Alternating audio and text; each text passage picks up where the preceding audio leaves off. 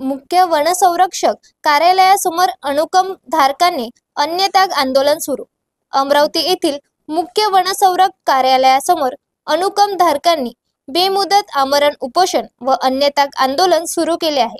अमरावती जिल्ह्यातील 11 अनुकंप धारकांनी हे आंदोलन छेडले असून गेल्या अनेक वर्षापासून शासनाकडून फसव्या आश्वासनाची मालकीचा सुरू असलेला त्यांचा आरोप आहे।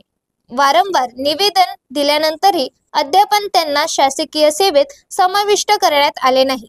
आंदोलकांचे म्हणणे आहे की त्यांच्या पालकांचा मृत्यू शासकीय सेवेत झाला असून नियमानुसार त्यांना सेवा मिळणे अपेक्षित आहे, मात्र प्रशासनाकडून सतत दुर्लक्ष केले जात आहे। त्यामुळे वैतागून त्यांनी आता उपोषणाचा मार्ग स्वीकारला आहे। आता जोपर्यंत आम्हाला शासकीय सेवेत घेतले जाणार नाही तोपर्यंत हे आंदोलन थांबणार नाही, असा इशारा आंदोलकांनी दिला आहे।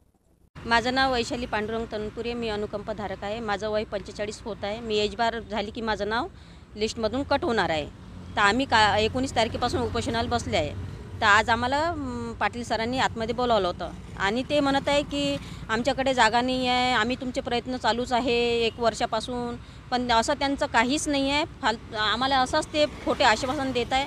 आम्हाला जोपर्यंत जागा ऑर्डर भेटत नाही तोपर्यंत मी तर जागेवरून उठणारच नाही आहे, कारण की माझं काहीच नाही। माझी आई माझ्या भरोशावर आहे, माझ्या लेकरांचं शिक्षण आहे आणि मला पेन्शन पण नाही आहे। माझी घरची म्हणजे परिस्थिती चांगली नाही आहे। आमचं पुढचं पाऊल हेच आहे, आम्ही इथून उठणारच नाही आहे। आमचा ठाम निर्णय उपोषण म्हणजे उपोषण।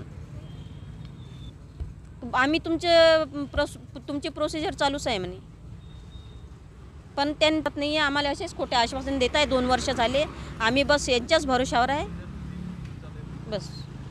आमच्या मागणी आहे की आम्हाला लवकरात लवकर शासकीय सेवेत सामावून घ्यावे आणि मी अमरावतीची आहे, पण बाकीचे जे अनुकंप धारक आहे ते मेलघाटमधले आहे।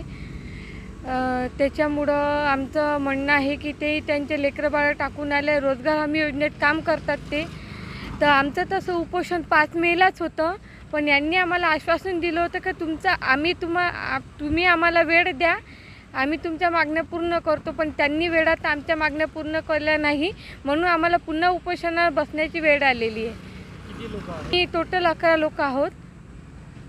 काय आश्वासन करतो म्हणतात, पण मागण्या पूर्ण नाही करत आहे आमच्या। मला आज 13 वर्ष झाले आहे, पण तरी मला शासकीय सेवेत सामावून घेतलं नाही आणखी अजूनपर्यंत। आता कधीपर्यंत तुमचं उपोषण सुरू राहणार आहे? जोपर्यंत ते आम्हाला शासकीय सेवेत सामावून घेत नाही आणि आम्हाला हातात आमच्या ऑर्डर देत नाही तोपर्यंत आम्ही मतावर ठाम आहे पूर्णपणे।